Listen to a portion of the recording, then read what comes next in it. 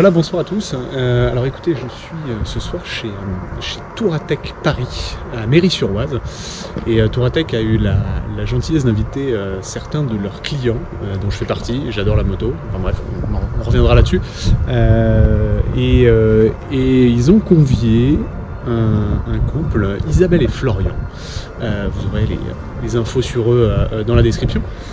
Qui sont partis en couple et qui ont fait la route de la soie et qui ont eu la gentillesse de nous raconter un petit peu leur préparation, leur voyage, comment ça s'est passé et qui ont la gentillesse surtout de bien vouloir répondre à mes quelques questions.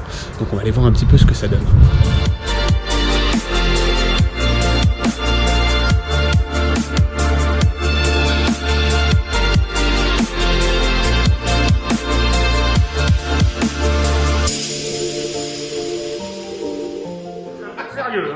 Donc merci à vous deux déjà de répondre à mes questions. Je vais vous laisser vous présenter déjà, parce que vous avez quand même des activités professionnelles un peu en rapport avec le voyage. Donc voilà. On est journalistes tous les deux. Vous êtes tous les deux journalistes, d'accord. Ouais. Toi, t'as plus voyagé que moi dans le cadre du boulot, mais globalement, notre moteur, c'est le voyage. Dès qu'on part, dès qu'on revient, on essaie de réfléchir à la prochaine destination. Même quand on y est. Donc voilà. Même pendant les voyages, ouais. Et non, on est très curieux. Ouais. Et très curieux de plein de pays, de plein d'endroits. Et on aime particulièrement les pays à l'Est. Et là, on est allé très à l'Est. Ah oui, là oui. Asie centrale. Et en moto. Et en moto. Et alors, voilà. On est revenu d'Asie centrale en moto. Oui, c'est vrai. Vous êtes parti, vous avez fait livrer la moto là-bas. Exactement. Et après, à vous avez fait le retour. Au Kyrgyzstan. Et on est rentré à Paris. Et le but, c'était la route de la soie. Exactement. Une portion de la route de la soie. Ouais, Samarcande qui était mythique. Et puis les steppes kazakhs avec les chameaux que je voulais voir. Donc ce soir chez Touratech, vous nous avez un peu à la fois fait voyager, mais un peu décrit comment vous avez préparé le voyage, comment vous avez vécu le voyage, comment ça s'est passé. En fait, ce qu'on voulait dire ici surtout, c'est que c'était facile. Ouais, je crois que c'est le truc le plus important qu'il faut retenir de la soirée. En tout cas, beaucoup moins difficile que ce qu'on peut imaginer. Les routes n'étaient pas dures, les gens sont adorables, aucun problème de sécurité. Ouais. Il faut y aller, il faut se lancer, c'est accessible. C'est accessible. Voilà. Il faut avoir le temps quand même. Ouais. Ça dépend de son métier et de son boulot. Ce qui est cher, c'est de s'équiper. Ouais, mais une fois qu'on est équipé, la vie sur place n'est pas chère. D'autres choses. Les gens, ils ont le cœur sur la main. C'est souvent les plus pauvres qui offrent le plus. Et puis des paysages de dingue. Et puis la moto qui a tenu. Et ouais. Et donc vous avez fait 10 000 km, c'est ça? Quasiment, ouais. 10 000 km. Ouais. En 6 semaines et demie. En 6 semaines et demie. 6 semaines et demie. En passant Kyrgyzstan, Ouzbékistan, Kazakhstan, Russie, Ukraine, Hongrie, Autriche, Italie, Suisse. France. Voilà. Waouh. Après, c'était facile.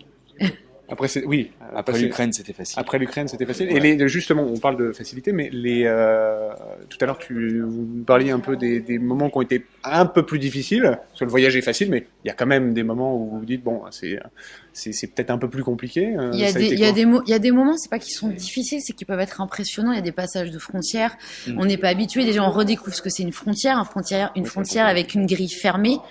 Et c'est impressionnant parce que c'est au milieu de nulle part, parce qu'il y a des douaniers qui parlent pas notre langue, qui peuvent être très armés, et que la situation est impressionnante. Mais et qu'il y a des gens qui attendent depuis 2 jours de passer certaines frontières. Et nous, en étant étrangers, en plus à moto, ils nous laissent passer en priorité. Ce qui peut être d'ailleurs gênant pour les autres, exactement. Mais en tout cas, en étant patient, etc.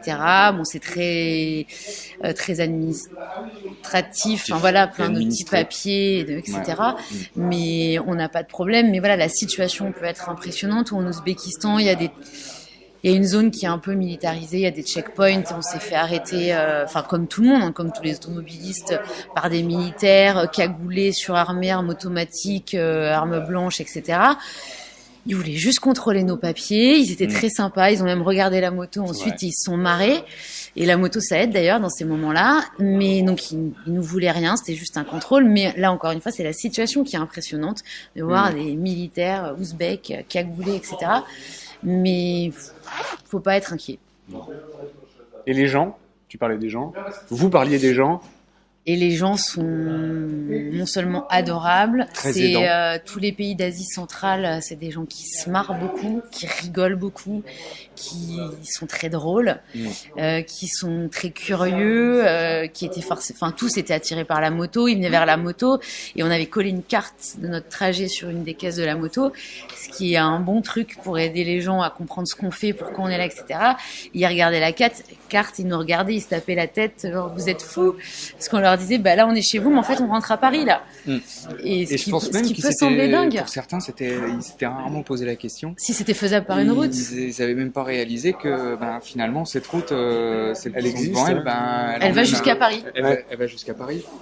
Et je pense que certains l'ont peut-être réalisé, pas tous, mais en fait c'est la même route, quoi. Bon, et prochain voyage? On retourne un peu là-bas. Tadjikistan, sud du Kazakhstan. Ouais. D'accord, pendant combien de temps? 5 semaines. Ouais, 1 mois et demi, ouais. 1 mois? Ouais. Des objectifs particuliers? Là, je crois que vous faites la une route boucle. De Pamir. Ouais, là, on fait une boucle, la route de Pamir. Et du coup, la bécane est envoyée là-bas et revient également par camion. Voilà. Super, il n'y a plus qu'à. Ouais. Il n'y a plus qu'à. Et puis, que plus de gens le fassent. Ouais, c'est clair. Très sincèrement, en vous voyant, c'est vrai qu'on en discutait tout à l'heure, mais il y a un espèce de blocage de se dire que c'est compliqué. Il faut se dire que c'est possible, c'est faisable et c'est facile. Après, encore une fois, il faut avoir le temps de le faire, mais c'est tout à fait faisable. Faut pas avoir peur d'aller là-bas, ou bien au contraire. Chouette. Écoutez, merci beaucoup en tout cas d'être venu ici, de nous avoir montré un peu tout ça, fait partager votre expérience, d'avoir répondu à mes questions. Et je vous souhaite une super route. Et à bientôt. À bientôt. Ça marche, à bientôt.